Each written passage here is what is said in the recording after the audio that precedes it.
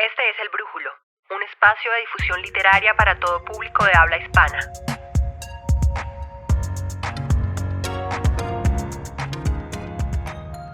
Hola a todos, bienvenidos a un nuevo episodio del Brújulo. Hola Germán. Hola Lucía, hola a todos. Bienvenidos también, por supuesto, a este año de la vorágine. Vamos a empezar hoy con la primera parte de la novela. Vamos a leerla completa, aprovechando las 3 partes en las que está dividida, para después darle paso a las conversaciones más detalladas que queremos proponerles alrededor de la gran diversidad de temas que ofrece esta obra. Recordemos también que contamos con un ciclo introductorio para quienes estén interesados en adentrarse a esta obra desde un contexto histórico y cultural de la novela. Antes de entrar en materia, nos sobra recordarle a nuestro público que no estamos situados en un espacio académico, es decir, no vamos a proponerles acá ni un análisis literario, ni un estudio, tampoco nos proponemos propiamente un resumen de la obra, sino que lo que queremos hacer es ofrecer un comentario que sirva para acompañar la lectura, que sirva para complementarla. Y dicho eso, la estructura que queremos proponerles para el episodio de hoy se apoya en la propia estructura de la novela, que como se habrán dado cuenta si ya han iniciado la lectura con nosotros, está marcada por un viaje, por un recorrido. Y en ese sentido, pues nos propone un tránsito por distintos espacios. Entonces vamos a tomar estos espacios como una oportunidad para abordar los aspectos más generales de esta primera parte de la novela. El primer espacio no es un espacio físico, sino que es un espacio literario. Es el espacio de la escritura. ¿Por qué hablamos de la escritura como un espacio? Recordemos que cuando abrimos el libro de la vorágine, lo primero que nos encontramos es una carta que funciona como un prólogo y un fragmento de una carta que podríamos entender como un epígrafe. Es verdad que dependiendo de las ediciones este orden puede variar, pero en general el consenso mantiene tal cual este orden. Primero el prólogo y después lo que sería el epígrafe, la carta, el fragmento de la carta de Arturo Cova. Y ambos elementos, que son carta o fragmento de carta, pues nos remiten precisamente al acto de la escritura, al sustrato de un texto. Comencemos entonces con el prólogo, Germán. Bien, Lucía, como decías, el prólogo está compuesto por una carta, que sería una carta oficial, aunque ficticia, por supuesto, de un tal José Eustacio Rivera, dirigida a un ministro donde le presenta de manera organizada una serie de manuscritos de un tal Arturo Cova.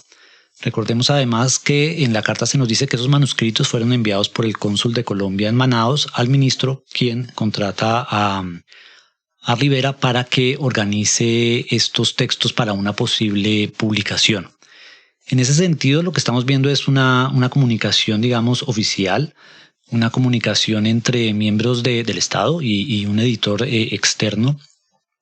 Y en ese sentido, desde este momento, que es la primera página de la vorágine, se nos está diciendo que cualquier cosa de lo que trate, digamos, el siguiente texto que vamos a leer, sería la novela, tiene ya de por sí una dimensión política expresa, en la medida en que precisamente parece que estos manuscritos del infortunado escritor Arturo Cova son de interés estatal. O sea, hay un interés por parte de un ministro, por parte de un cónsul y la necesidad además de hacerlo público, como nos dice la carta de este Rivera. Claro, tú dices un tal Rivera, este Rivera, y es en el sentido en que no podemos perder de vista que estamos hablando de una ficción y que cuando el escritor verdadero, el escritor Rivera, toma la decisión de iniciar su novela con este registro institucional, pues está anclando la novela por un lado a la dimensión política de la que hablabas y por otro lado nos está remitiendo como lectores también a una realidad concreta, una realidad inmediata. Sí, allí se fija inmediatamente como el tema, que parece ser el tema central de estos manuscritos, y son los caucheros colombianos en el río Guainía, que es el mismo río Negro. Entonces este va a ser como el tema central de estos manuscritos y el tema que es de interés estatal, porque el mismo editor le aconseja al ministro que todavía no publique estos manuscritos antes de tener noticias de estos caucheros.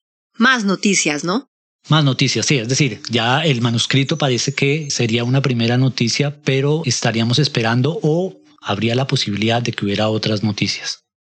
Y también saliéndonos ya un poquito del texto, mirándolo un poquito desde afuera, hay algo interesante y es ver que Rivera, el escritor real, aquí hace una inversión en el sentido en que esta comunicación de alguna manera nos muestra un deseo sobre el Estado. ¿Sí? Es decir, Nos muestra cómo un Estado está preocupado por un tema que serían estos caucheros y está preocupado por publicar, por hacer público cualquier problemática que esté relacionada con estos caucheros, que todavía no lo sabemos en la medida en que no hemos avanzado con el texto, digámoslo así. Pero digo que es una inversión porque la realidad es otra. La realidad es que un Rivera Real hizo una novela precisamente para publicar estos asuntos sobre los caucheros. Entonces allí hay una inversión en el sentido en que el texto de alguna manera manifiesta un deseo sobre el Estado, un deseo sobre quiénes deberían estar atentos a una problemática como la de los caucheros y qué deberían estar haciendo. Y además nos los muestra como que son los que adquieren la información y la mandan, digamos, a editar para publicarla. Aunque la verdad es contraria, digámoslo así, es Rivera el que hace una novela para llevarla a la publicación. Y volviendo a la estrategia del texto, es decir, la relación que mantiene con el lector, pues vemos que desde el principio también este prólogo es importante porque no solamente insiste en esta dimensión política, sino que también instala en la mente del lector varias preguntas que le van a permitir navegar a lo largo del texto y además que por supuesto activan también su curiosidad. Una es quiénes son estos caucheros colombianos, quién es este Arturo Cova, infortunado escritor y si es parte de estos caucheros, que no lo sabemos todavía.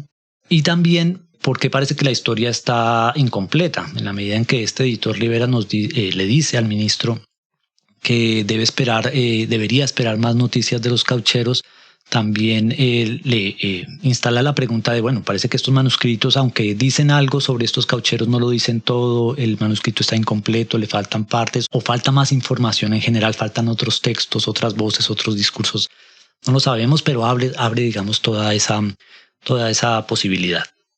Sí, y claro, no es fortuito que de todas maneras, por un lado, quien realiza estos manuscritos es un escritor, ¿no? No perdamos de vista que no es otro cauchero más, sino que es el escritor Arturo Cova. Y bueno, está además en la materialidad misma del documento, ¿no? Son manuscritos. Entonces todo esto nos remite una y otra vez al espacio de la escritura. Y después aparece entonces el fragmento de la carta que mencionábamos al comienzo, y lo primero para anotar allí es que no se trata de fragmento de una carta, sino de la carta de Arturo Cova, ¿no? Y es de nuevo otra pregunta, ¿por qué una sola carta y a quién está dirigida? Lo que alcanzamos a ver con este fragmento es que este fragmento de la carta nos presenta un gran lamento en el que ese autor protagonista se ve a sí mismo ya como un fantasma, como un viento que se va a extinguir. Y en esta figura que aparece desde el comienzo, pues podemos ver una relación entre la voz y el ruido, ¿no? Y la literatura, que sería como ese ruido, esa voz, que en este caso nos remite a una desolación. Y de nuevo, una desolación con respecto a ¿qué? A la vida de este personaje, al paisaje, a la realidad, no lo sabemos todavía. Ahora, decíamos que esto funcionaba como un epígrafe y es muy notable que en este gran lamento ese epígrafe podamos entenderlo al mismo tiempo como un epitafio, no solamente porque él se está viendo a sí mismo como un fantasma, sino porque les está hablando a quienes lo conocieron en el pasado. En dicho texto, pues se nos está anticipando un infortunio y hay un punto en el que podemos sentir que también esta declaración de infortunio, este supuesto epitafio, nos hace preguntarnos si acaso la novela va a funcionar como una tumba o más bien como un enterramiento, en el sentido en que hay varios elementos que nos hablan de un movimiento asociado, ¿no? a la muerte. Habla de un descenso, un destino que lo ha lanzado a él y que finalmente lo sitúa en un deambular. Y en este sentido, si estamos hablando de que este registro es el de un epitafio, pues podemos asociarlo también a la elegía. También podemos pensar que si hay una marca de un registro elegíaco, pues esa podría ser, nos anticipa que tal vez sea también una clave de la novela que vamos a leer. Y Lucía, así como en el prólogo, la carta al ministro, digamos que aparece la dimensión política, pues en esta carta, en esta especie de epitafio, va a aparecer la dimensión poética. Entonces, de alguna manera, estos dos textos, en el marco de la novela, nos advierten cómo la novela o el texto que vamos a leer a continuación parece que va a navegar entre estos dos polos, entre lo político y lo poético. Sí, de hecho desde acá se nos anticipa cómo Cova se percibe a sí mismo como un poeta romántico en este lamento creador, en el que a su vez se establecen una serie de oposiciones, ¿no? Entonces está el contraste entre un pasado idílico y un futuro desafortunado, desolador, y también la oposición entre el centro y la periferia, ¿no? Y la periferia entendida como un lugar inseguro, violento y desarraigado. El segundo espacio es la montaña. Va de Bogotá a Casanare. Bien, la novela está dividida en 3 grandes partes, decíamos, pero a su vez cada parte está dividida en unos pequeños capítulos no enumerados, unas pequeñas partecitas, más o menos unas 40 por cada parte. Y si bien, debido al tamaño de estos pequeños apartados, algunos se refieren a ellos como estrofas que forman parte de lo que serían 3 grandes cantos en la novela, nosotros vamos aquí a referirnos a ellos simplemente como capítulos. En el comienzo de La Vorágine nos encontramos con una primera frase muy potente que está llena de elementos que anticipan todo lo que nos vamos a encontrar en esta historia y que por sí mismo daría para todo un episodio, pero a grandes rasgos lo que encontramos es una huida. 2 personajes están escapando de Bogotá y en esa huida que ellos proponen encontramos una primera ruptura con el ideal del amor al que nos tenía acostumbrados la novela del siglo XIX. Ni Arturo Cova ni Alicia están escapando de Bogotá por amor, sino que él está huyendo un poco en busca de un ideal, de un destino, en el que él se ve a sí mismo como un héroe que quiere ser romántico, pero que de entrada nos anticipa que será al final un héroe trágico. Y Alicia, por su parte, está huyendo en una ruptura con las instituciones. Ella escapa de la institución de la familia y del matrimonio forzado. Y en esta primera aproximación a la voz de Cova, recordemos que estamos leyendo ya supuestamente sus manuscritos, vamos encontrando un personaje que no promete ser del todo confiable, nos está resumiendo en muy poco espacio una situación que tendría que ser tan compleja como para que incluso interviniera un abogado amenazándolo con la cárcel.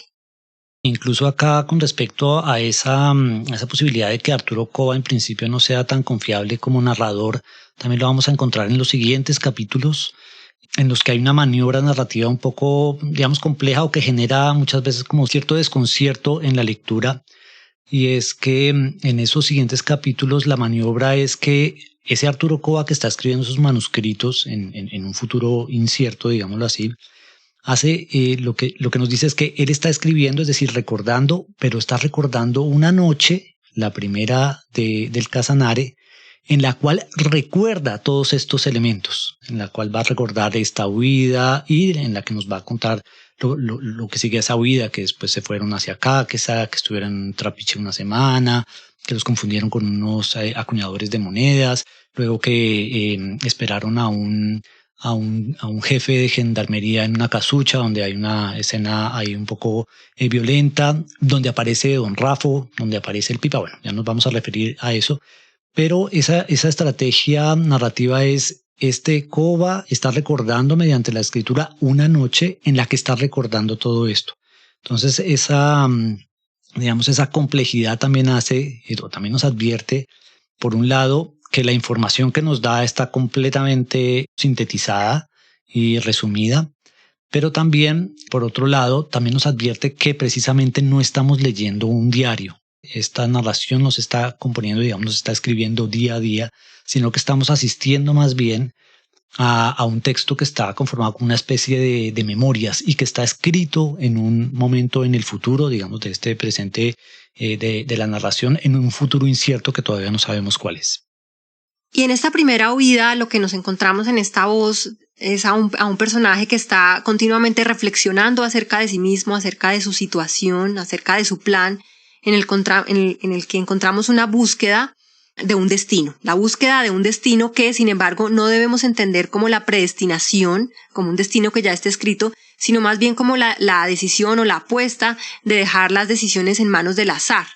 Sí, en Arturo Cova hay como una especie de desidia de la vida urbana, de la vida citadina, que parece que fuera un poco como mediocre, donde no pasa nada, donde no pasa mucho, y tiene unas ansias es de buscar aventura, de buscar algo nuevo, de buscar que le pase algo donde él pueda mostrar una especie de imagen heroica que no le permite la ciudad. Claro, parece que él estuviera buscando un motivo para tener una historia que contar, ¿no? Una historia que escribir. Y en ese sentido también aparece como un plano poético al que te referías hace un momento, y es que podemos asociar en esas divagaciones de Arturo Cova la incertidumbre, la búsqueda como la posibilidad de un hallazgo. Y mientras Arturo va reflexionando sobre su situación, también digamos que la historia se va desarrollando, a veces un poco oscura en estos primeros capítulos de esta primera parte, porque por ejemplo don Rafo lo vemos que va a aparecer en la historia de una manera un poco abrupta, no de manera tan clara. Es un personaje importante porque va a adquirir de alguna manera como una dimensión paternal con respecto a Koba.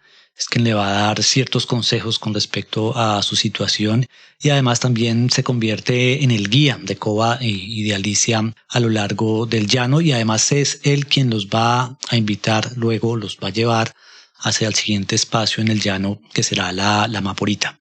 Otro personaje importante que aparece también acá en la montaña, a las salidas de Cáqueza, es el Pipa, que es el primer personaje que va a tener una conexión directa con toda esa realidad que se va a encontrar Koba luego en los llanos. Es decir, no es una conexión solamente geográfica, sino una conexión, digamos, con toda esa dimensión social y toda esa dimensión, digamos, de violencia que se va a encontrar luego en los llanos. Entonces el Pipa es un personaje muy importante, además un personaje construido muy al estilo de la literatura picaresca, un personaje que parece salido de este tipo de novelas, que tiene un lenguaje propio, que tiene una apariencia propia y que tiene una historia bien particular, además de toda una malicia, toda una inteligencia para moverse en todas estas regiones difíciles. Otra figura importante que vamos a encontrar en este espacio de que hemos llamado la montaña es la del gendarme Gámez y Roca, que tiene varias funciones. Por un lado, nos va perfilando ya esta crítica a la institucionalidad que va a ejercer Rivera en la novela, como al modo en que la institucionalidad se ejerce y no se ejerce en estos territorios que ya podemos concebir como periféricos. Por otro lado, aparece también, se va perfilando ese carácter de Koba que por momentos se asemeja tanto a Don Quijote, como un poco esta violencia un poco descabellada y hasta cómica. Y es esta escena de Koba como si fuera un caballero defendiendo la honra de la dama y coge a Alicia, le quita un tacón y coge a taconazos al gendarme, ¿no? Y por último está la anticipación del problema de la trata de personas, que tal vez sea el problema central tratado en La Vorágine, y está expresado en este acuerdo que le propone el gendarme a Koba a cambio de la inmunidad que él le entregue a Alicia, es decir, la mujer en particular como moneda de cambio y en general pues la trata de personas. Y bien, volviendo a esa noche, la primera del Casanare, como nos dice Arturo Koba, también esa noche es importante porque esa noche están acampando, digamos, casi a piedemonte llanero, y se están despidiendo de la montaña y están recibiendo los llanos. Incluso allí Alicia, al recibir el sol, ese día lo recibe, digamos, como con una plegaria, ¿no? E incluso la imagen misma del llano se va a convertir en una imagen de esperanza y de idilio, y digamos que les va a prometer de alguna manera un futuro prometedor. Sí, esa mañana funciona como una puerta, ¿no? La puerta de entrada. Es como la puerta que nos va a separar ese mundo de la montaña, ese mundo de la ciudad, ese mundo intelectual, ese mundo de la cultura, por decirlo así, de un mundo nuevo, un mundo abierto, un mundo natural, que en principio se va a mostrar como un mundo idílico en estos días que van a recibir el llano. Sí, dentro de este mundo nuevo del que nos hablas, pues no podemos perder de vista que en este espacio se nos anuncia el embarazo de Alicia, ¿no? Que por supuesto pues habla de una promesa, pero es un anuncio que está precedido por la aparición de un huío, que son estas culebras enormes que hay en los llanos y en las selvas, y eso nos deja toda una pregunta, ¿no? Resulta muy, muy sugestivo que la anunciación venga no a través de un ángel, no de una figura idílica, sino precisamente de una serpiente.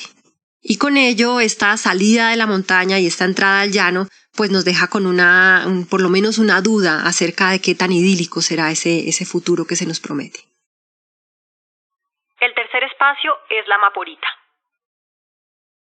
Con la noticia del embarazo de Alicia, don Rafo y Koba elaboran todo un plan que los llevaría, digámoslo así, los retornaría a Bogotá, pero para ello deberían estar un tiempo en una finca de unos amigos de don Rafo. Recordemos que ellos todavía están en la lógica de la fuga, de la huida, y deben de alguna manera esconderse, y don Rafo les ofrece este lugar para hacerlo.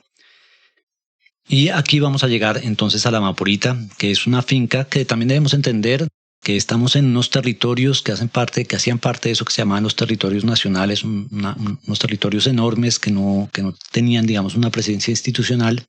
Y en estos territorios, aunque el Estado había promovido algunas titulaciones desde finales del siglo XIX, realmente estos territorios eran ocupados por colonos, donde hacían sus fundaciones, fincas, y donde comenzaron, digamos, a desarrollar el comercio del ganado. Entonces todas estas fundaciones, que eran apropiaciones, digamos, de grandes terrenos por parte de colonos, tenían esa lógica, digamos, del ganado, y donde no había ninguna presencia institucional. Y eso es algo en lo que va a insistir la novela bastante. Entonces vamos a encontrarnos en esta finca, que es la Maporita, que es particularmente una finca donde parece que viven los vaqueros, los que son sobre todo como los encargados de mover los ganados por los llanos abiertos. No es que los ganados estén en fincas cerradas, sino que realmente los ganados se mueven a lo largo del llano para llevarlos a diferentes pasturas. Y la Maporita es uno de estos centros de los vaqueros. Llegados a la Maporita, se nos va a presentar un personaje importantísimo que es Griselda. Griselda es la esposa del dueño de esa fundación, o es también la dueña de esa fundación. Es un personaje muy importante en la medida en que es a través de ella que se nos va a presentar toda una lógica de unos negocios que implican el enganche de las personas, de estos colonos que están aquí en esta lógica ganadera, a los que le es ofrecido, digamos, la oportunidad y la posibilidad de irse hacia el Bichada, hacia las selvas del Bichada, donde se está explotando el caucho.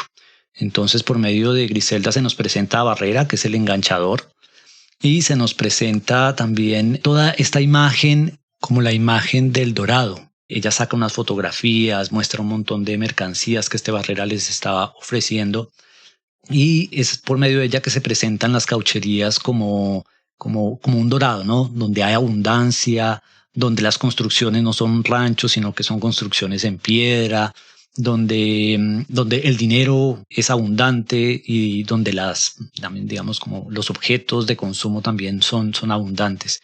Entonces Griselda va a representar como esa idea de un futuro mejor en otro lugar, que estaría asociado precisamente a las caucherías. Y es a través de ella además que se presenta toda esta lógica en la cual va a insistir también mucho Rivera en La Vorágine, y es la del enganche a través del sistema de endeude, en la medida en que se dan un montón de objetos, un montón de productos que van a constituir una deuda que después sería pagada en esos lugares, en esas caucherías.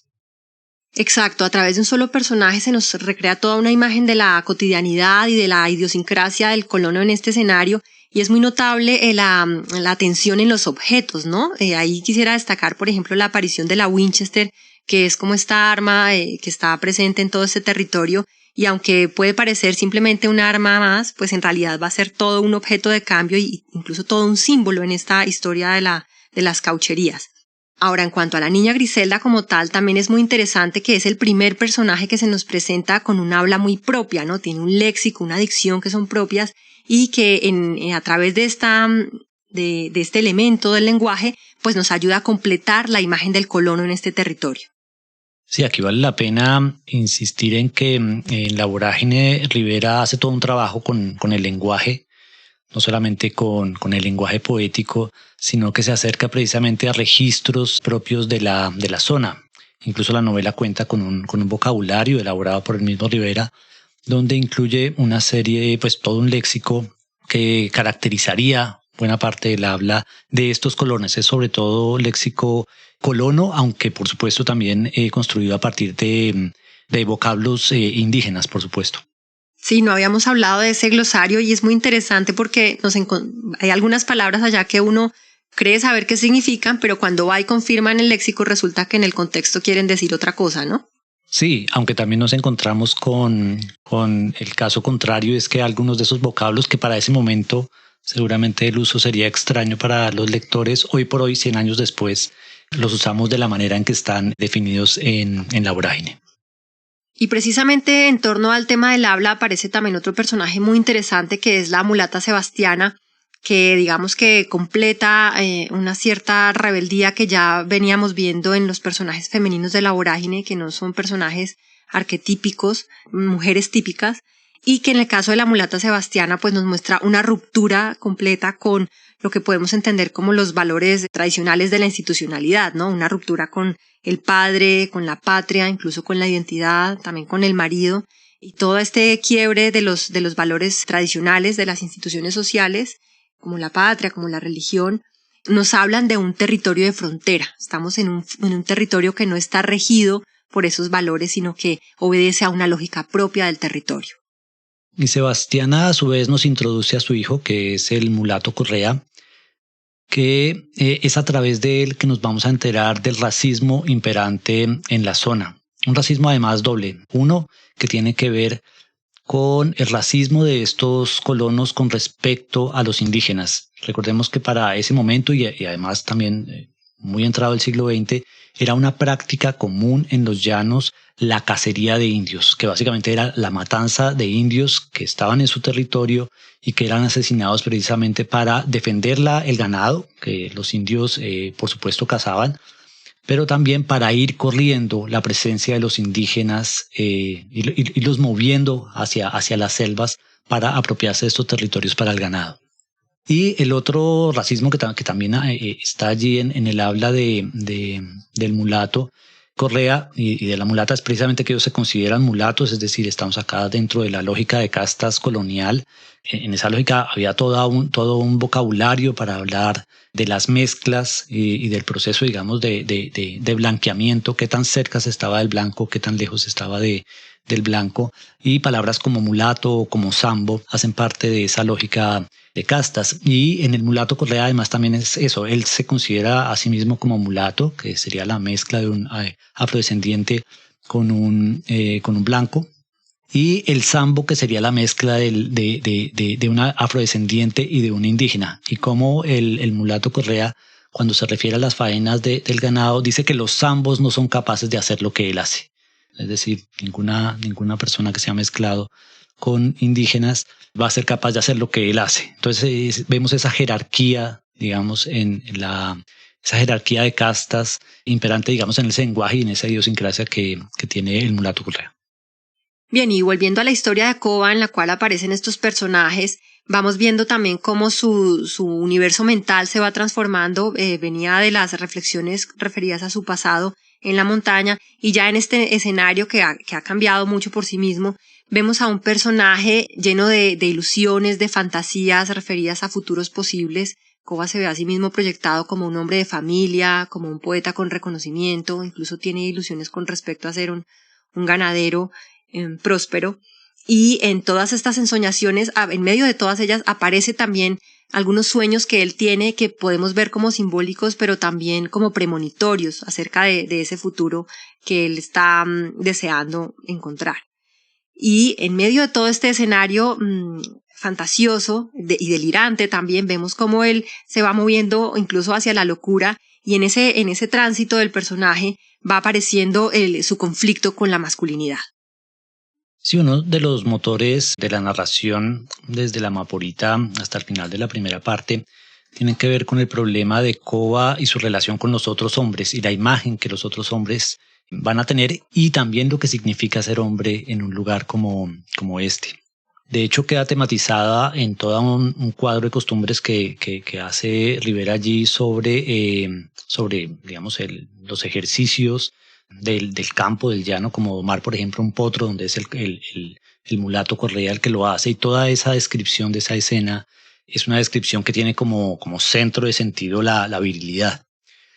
Pero con respecto a Koba, por ejemplo, él no es invitado a esas faenas, también lo vamos a ver más adelante en el acto, como también por una herida que tiene en el brazo también lo dejan en la casa. Franco y don Rafo se van hacia el norte del Casanare y lo dejan allí solo con las dos mujeres. Luego vemos que hay un personaje que viene con Barrera y de alguna manera lo engaña. Esta es una escena muy interesante de cómo Koba es engañado por este llanero simple y ni siquiera se da cuenta. Y también, digamos, esa oposición que empieza a tener con Barrera en la medida en que Barrera es el gran seductor. se presenta como el que seduce a Griselda, el que empieza a seducir a Alicia, pero no solamente es una seducción erótica, sino que es capaz de seducir a todo el mundo, o sea, a toda la gente que está allí, a todos los trabajadores, porque él es el enganchador, el que se los piensa llevar al Bichada y en ese sentido tiene que seducirlos a todos. Y mientras tanto, Koba se va dando cuenta que él no parece tener un lugar, su hombría no parece tener un lugar en ese territorio. Y los demás lo ven de alguna manera como ese personaje de la ciudad, además un poeta que en realidad no tiene mucho que hacer en ese lugar. Y Koba se da cuenta de eso y allí empieza a mover la narración en el sentido en que Koba, en esta primera parte, más allá de toda este trasfondo social que tiene en el fondo el problema de las caucherías y el problema de la trata de personas, Koba, que en esta primera parte no se da cuenta de eso, realmente su conflicto tiene que ver con la competencia masculina, ¿sí? Y el hecho de que hay un seductor mucho más fuerte que él, que no es capaz ni siquiera de seducir a Alicia, que digamos que es su propia pareja. Sí, es que de hecho Barrera es seductor hasta el punto en que al propio Koba intenta seducirlo, ¿no? Mediante toda esta adulación, que a propósito, recordemos que Barrera insiste mucho en la posición de Koba como poeta. Había un personaje que ya previamente nos había contado que Koba era un poeta, que fue este gendarme Gámez, pero acá Barrera se extiende, incluso dice que ha leído los poemas de Koba y lo elogia a tal punto en que vemos a Koba pues casi seducido por esta figura. Y en el momento en que Barrera le ofrece un trabajo a Koba en las caucherías del Bichada, no vemos a un Koba rechazándolo de manera tajante, sino más bien preocupado por sus celos hacia Alicia. Y entonces en este contexto, digamos, de esa crisis de masculinidad que tiene Koba, solo con Alicia, que además lo desdeña completamente y es completamente indiferente a él, y la niña Griselda, que aunque a veces le coquetea, él desde que lo comparó con Barrera mantiene una distancia con ella. Toda esta situación, además, solo porque los hombres están en sus faenas en el llano y él está en la casa doméstico, pues entra en locura, ¿no? En algún momento se vuelve loco, hay un estallido allí de violencia, incluso es violento con Griselda, bueno, físicamente y con Alicia también. Y huye, o simplemente se va a buscar el objeto de su furia, que no es más que el gran seductor, que es Barrera, y se va a buscarlo al Hato. Sí, es muy interesante cómo no vamos ni en la mitad de la primera parte y ya Rivera nos está mostrando un universo en el que están en crisis todos los valores a los que nos tenía acostumbrados la literatura romántica, ¿no? Está en crisis pues el héroe masculino, está en crisis la patria, está en crisis el amor, también la noción tradicional de mujer. Lo cual pues resulta muy promisorio para esta novela que apenas estamos viendo comenzar. El cuarto espacio es el Hato Grande. El hato es un espacio que está cerca de la Maporita, pero cerca en términos de las distancias llaneras, ¿no? Sí, para que nos ubiquemos geográficamente, la Maporita y el Hato estarían ubicados más o menos en la mitad del Casanare, al norte del río Meta, entre los ríos afluentes al Meta que serían el Guanapalo y el río Pauto. Sí, y en estas escenas que se desarrollan en el Hato vemos cómo la cotidianidad de ambos espacios es diferente, aunque podamos entender la Maporita y el Hato como fincas. De todas maneras, el Hato es el lugar específico, bueno, donde están los corrales y también donde se hacen los negocios. Vemos que allá acampan los comerciantes, que allí se establecen las relaciones sociales, las transacciones y que en esa misma medida pues viene a ser también el espacio donde ocurre la fiesta, donde vemos a los hombres tomando trago, donde se dan las apuestas, donde hay prostitutas, y toda esta lógica, toda esta cotidianidad de este espacio nos termina de completar la imagen de cómo es la vida cotidiana en los espacios del colono, que luego se va a trasladar hacia las barracas de los colonos en las caucherías. Ahora, toda la dinámica de este espacio también nos puede remitir en términos literarios a Don Quijote. Recordemos el espacio de la posada, que también es un lugar de venta donde están estas mismas situaciones cotidianas y donde ocurre también una pelea a oscuras que es absolutamente aparatosa, ¿no? Claramente hay una relación allí entre ambos textos y aparece también en Clarita, pues digamos con ciertas diferencias, pero en términos generales podemos asociarla a la figura de Maritornes en el Quijote. Sí, cuando llegamos al Hato, la vorágine adquiere una dinámica diferente, está mucho más centrada en la acción y de alguna manera sentimos que estamos leyendo una novela de aventuras, no solamente vamos a asistir a la pelea que a la que te acabas de referir, sino que también entre Koba y Clarita, un personaje importante, van a elaborar todo un plan para soltar el ganado de los corrales, que eso le permitirá a Koba ganarse el favor de Zubieta, que es el dueño del hato. Y vemos que allí la narración se centra mucho más en la acción, y sí, evidentemente da esa sensación de estar leyendo una novela de aventuras. Sí, es muy interesante, Germán, cómo Rivera tiene esta habilidad para oscilar entre el escenario propiamente literario, ficcional más bien, y al mismo tiempo poder estar recreando una realidad concreta, una realidad social, pues que para muchos es ajena, pero que está en realidad muy cerca. Entonces, por ejemplo, esta imagen del cabaret, donde están las apuestas y toda esta cosa como casi de juerga, está también la figura de Clarita que tiene estos elementos de aventura que nos describes, pero que al mismo tiempo nos permite insistir en la situación, en la problemática de la mujer como mercancía, la mujer como una moneda de cambio, que es una especificidad dentro del gran problema de la trata de personas. Sí, también allí con respecto a Clarita, la mujer como botín de guerra, ¿no? Sí, en eso yo creo que es uno de los grandes aciertos de Rivera en esta novela, y es poder mantener esta tensión entre la ficción, que incluso tiene un diálogo intertextual, decíamos por ejemplo acá en este caso con el Quijote, pero que no pierde de vista la realidad social de la que él quiere hablar y denunciar.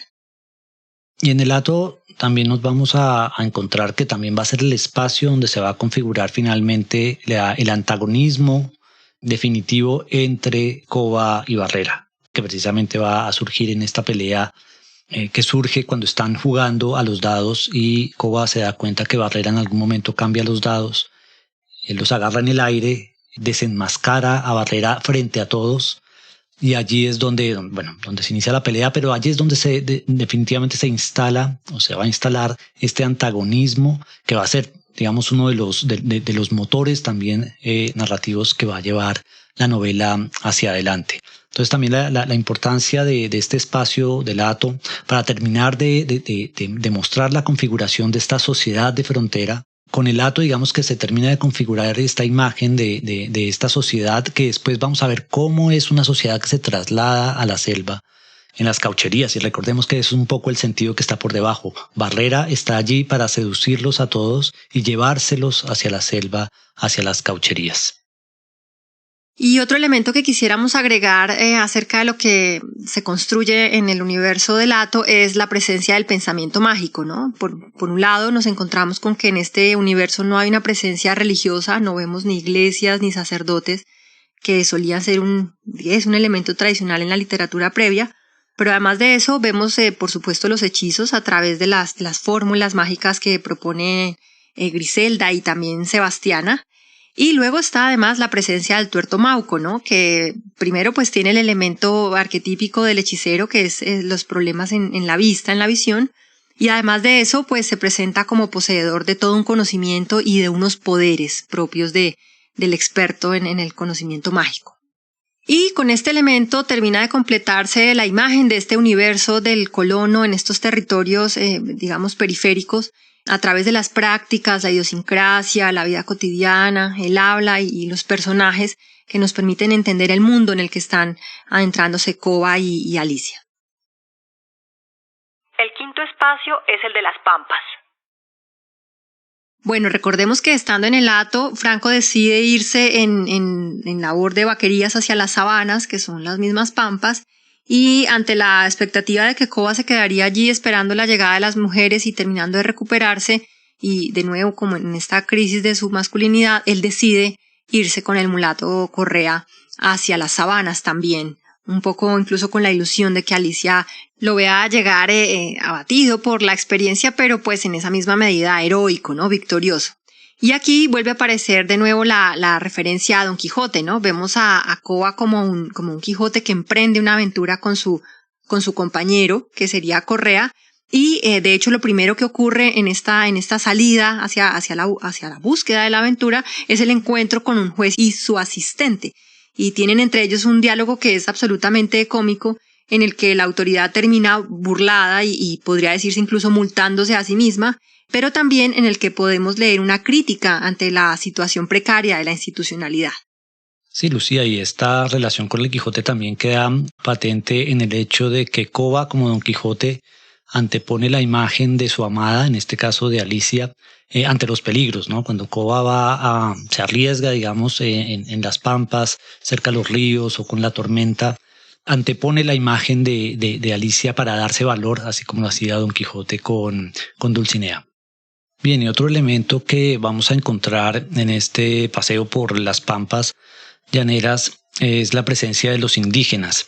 Los indígenas primero aparecen como una presencia, digamos así, benigna. Koba los va a confundir con los compañeros que están buscando, ve a lo lejos unas fogatas, los empieza a llamar, pero es el mulato Correa el que lo advierte y el que lo pone, digamos, en alerta con respecto a que son indígenas y no los compañeros.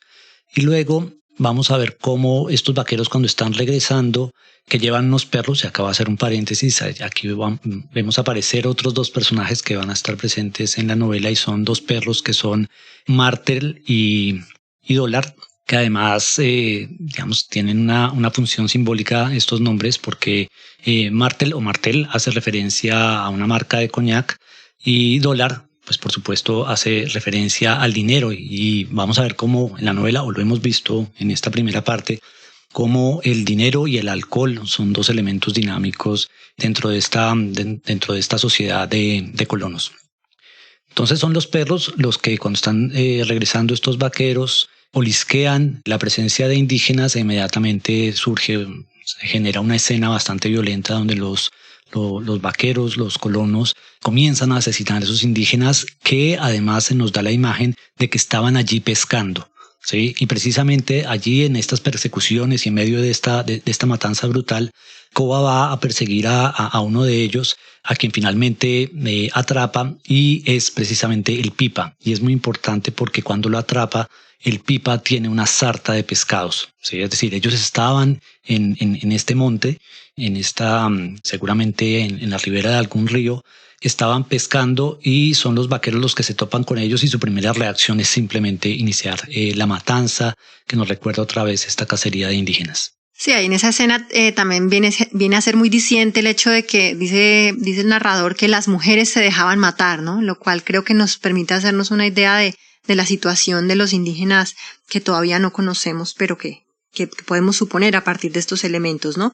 Sí, una matanza que se da precisamente con todos estos elementos del pescado, la presencia de las mujeres, una matanza que se da en medio de una práctica seguramente doméstica. Es decir, no es que los indígenas estén en ese momento atacando el ganado, detrás del ganado, sino que están en una actividad doméstica, y son estos vaqueros los que se topan con ellos e inician esta matanza. Sí, y es que de hecho desde mucho antes de esta imagen se nos venía advirtiendo ya a través del lenguaje de esa visión tan negativa, tan marcada de los indígenas, ¿no? Entonces veíamos expresiones como por ejemplo la guajibera para referirse al grupo de los guajibos. Se habla también del come ganado, en la medida en que los indígenas pues no están en esta lógica de acumulación y de comercio de las reses, sino la suya es una lógica de supervivencia. Y se habla también de los pelados, ¿no? En la medida en que se hace referencia a que van desnudos, y también a que son lampiños. Y el encuentro nuevamente con el Pipa también nos remite, digamos, a la idea de cómo este personaje es capaz de estar en diferentes espacios, ¿no? De incluirse, de introducirse en diferentes espacios. Primero lo vimos diciendo que era como el comisario de Caqueza, después lo vemos como cuatrero, que le roba el caballo a Koba, después como comerciante vendiéndole la silla a Barrera en el hato, y ahora lo vemos entre los indígenas como pescador. Entonces es un personaje bien particular porque, aunque es un colono claramente, es un personaje que es capaz de insertarse en los diferentes contextos, es capaz de insertarse en todas las sociedades, ¿no? Es decir, también lo que nos habla es de ese conocimiento que tiene, ¿sí? Tiene un conocimiento superior a todos en la medida en que los conoce a todos. Sí, y en medio de esta situación en la que los personajes están en la búsqueda del ganado, tratando de recuperar el negocio con su dieta, vemos cómo la atmósfera se va transformando hacia el horror, ¿no? Entonces, que era un horror anunciado, creo yo, ya cuando Franco decía que la ley natural allí era sepultar o ser sepultado. y que luego se concreta con una transición que se nos describe tanto psicológica y emotiva como en términos del paisaje, del universo mismo en el que se está entrando, y es la descripción tan brutal de esta tormenta que nos habla de una naturaleza que ya pasó de ser idílica en la descripción de Koba a ser una naturaleza descomunal, con una fuerza arrasadora que podemos asociar al mal y a la oscuridad y que todos padecen en este universo. Luego de esta transición a través de la descripción de la tormenta aparece la escena de Millán, que es terrorífica. Recordemos que Millán ha sido corneado por un toro, que después en la huida de este toro termina pisándolo y allí la cabeza de Millán se desprende del cuerpo, y luego vemos el cuerpo siendo trasladado totalmente desfigurado y casi que deshaciéndose. Vemos a Koba impactado ante esta imagen, y después de que el cadáver ha sido trasladado, terminan contándonos que debido a su fetidez terminan arrojándolo al río para que los caimanes se hagan cargo de él. Y recordemos que Millán tiene una relación particular con Koba. Millán es uno de los secuaces de Barrera, y Koba incluso tiene algunos altercados con Millán en el Hato y en la Maporita. Y luego, digamos, asiste a su muerte, pero su muerte se da exactamente después de que Koba, dándoselas de llanero experto, hace que este toro mate al caballo en el que va Koba, y es Millán precisamente el que lo termina salvando de alguna manera. Pero después de este momento en que Millán lo salva, viene precisamente la muerte de Millán frente a los ojos de Koba. Sí, esa tensión que aparece allí en el ánimo de Koba ante la muerte de Millán viene a incrementar todavía más esta situación de oscuridad que vemos no solamente en el estado de ánimo de Koba, sino también en el entorno mismo, ¿no? Con una violencia que cada vez se acentúa más y que, si bien proviene sobre todo desde de los seres humanos, ya para este punto vemos que proviene también de la naturaleza, un entorno hostil que nos va acercando cada vez más al terror, y que se conjuga con una suerte de cortejo fúnebre fallido, ¿no? Finalmente ellos intentan trasladar el cadáver, pero terminan arrojándolo, y en toda esta situación, que también tiene algunos elementos religiosos, pero desde un ángulo pagano, vemos también una cierta parodia que nos acerca como a un registro satánico que nos va situando en una entrada al infierno. Y a continuación de toda esta escena escabrosa, vemos a estos hombres regresando al hato, fracasados, sin haber podido recuperar el ganado, y bastante turbados por toda la situación que acaba de ocurrir, y se encuentran con que en el hato la situación ha cambiado por completo. Y dentro de esta transformación que encontramos en este espacio, vemos que Barrera se ha llevado a Griselda, quien a su vez se ha llevado a Alicia, y se han ido como enganchados, seducidos finalmente por la promesa de Barrera. Ante esta situación, vemos a un Koba que entra en delirio, y ese delirio, digamos, que está marcado por toda esta oscuridad que viene acrecentándose en las escenas recientes, y vemos cómo Franco aparece también en esta suerte de posesión que lo lleva a prenderle fuego a su propia casa. Entonces, en esa medida hablábamos de un registro satánico y de un ingreso al infierno que se concreta en la aparición de este fuego arrasador. Y toda esta imagen del incendio, que además, digamos, no es solamente el incendio de la Maporita, sino que también se nos dice que el hato también se está incendiando, y que hay un incendio generalizado, digamos, por las pampas, y se escuchan lamentos que provienen de los bosques. Hay una imagen allí que aúna la imagen de la noche, del fuego arrasador, de los lamentos, pero también de la masculinidad, de la locura de estos hombres. Contrasta con cómo comenzamos en esta primera parte, aparte de la huida, esa primera noche en el Casanare. En cambio vemos que estaba Don Rafo frente a una hoguera, es decir, frente a un fuego controlado, con esta presencia que es como más sacerdotal. Y luego tenemos la mañana y la presencia del sol, y cómo Alicia realiza una plegaria, y los personajes de alguna manera tienen un ánimo como esperanzador. Además, después llega la noticia de que Alicia está embarazada. Entonces, como todos estos, hay una contraposición de elementos, una oposición bien interesante, y como toda la primera parte nos lleva de una imagen, digamos, idílica, edénica y esperanzadora, a finalmente una imagen completamente oscura y satánica. Sí, también es interesante ese contraste que haces entre esos dos momentos de la primera parte, cómo la primera imagen, decíamos, funciona como una puerta, como un acceso, como un comienzo, y cómo este cierre de la primera parte, aunque no hemos llegado ni siquiera a la mitad de la historia, ya nos está sugiriendo una oposición que nos habla de un cierre, de un final. Y ya para ir cerrando esta primera parte, pues vale la pena también volver sobre el título de la obra. La vorágine que nos ofrece, digamos, esta imagen de una especie de torbellino, de agua, que también puede ser de viento. Recordemos los vientos que se invocan en el epígrafe de la novela, en aquella carta. Pero digamos que está esta imagen de algo que da vueltas y que tiende hacia un centro. Y podríamos aventurar una interpretación al respecto relacionada con esta primera parte. Y es que, aunque en esta primera parte lo que vemos es como el personaje de Koba, digamos, se transforma de ser un fugitivo, de huir, a ser un perseguidor, está marcado específicamente por su masculinidad. Y digamos, él decide al final ir a perseguir, sobre todo a Griselda y a Alicia, no tanto a Barrera, aunque los está persiguiendo a los tres, por supuesto, pero en principio se propone más como ir a perseguirlas a ellas porque ellas los traicionaron a Franco y a Koba yéndose con Barrera. Entonces vemos que es un personaje que en realidad está preocupado por sí mismo, por su masculinidad y por las afrentas que las mujeres le han hecho. Pero luego lo vamos a ver en todo este tránsito, el personaje de Koba, bueno, y también de Alicia, por supuesto, pero particularmente el de Koba, parece que está ingresando o ingresa a una vorágine, ¿no? Ingresa a una vorágine, obviamente por los bordes, y parece que se va a ir tocando con unos elementos, ¿no? Esta vorágine lo va relacionando con unos elementos que son esos elementos que se van volviendo cada vez más violentos y que tienen que ver, al parecer, con este asunto de las caucherías, con este asunto de estas economías ilegales, con el asunto de la trata de personas, pero él todavía no se apercibe de ello. Y en este momento es un personaje que solamente tiene como objetivo ir a perseguir a dos mujeres con su amigo Franco, quienes lo han traicionado yéndose con Barrera. Pero él no sabe, no vemos que parece que está metido en una vorágine, ¿sí? Algo que lo está llevando a un centro que él todavía no está viendo.